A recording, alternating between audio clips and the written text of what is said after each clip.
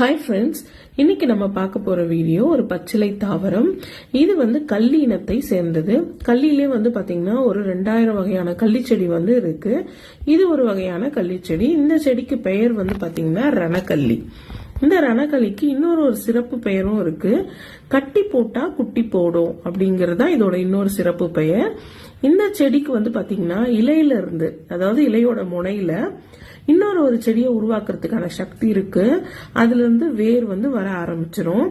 அதே போல இதுக்கு மண் அதிகமா தேவைப்படாது. குறைவான மண் இருந்தாலே போதும், அதுலயே ரொம்பவே நல்லா அழகா வளர ஆரம்பிச்சிடும்.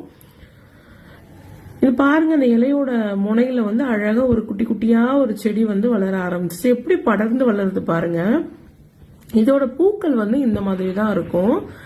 இந்த பூக்கள்லாம் பாருங்க கீழ் நோக்கி பூத்து இருக்கு. ரொம்பவே அழகா இருக்கு பாக்கிறதுக்கு. பிங்க்கும் கிரீன் கலரும் சேர்ந்த மாதிரி. கிட்டத்தட்ட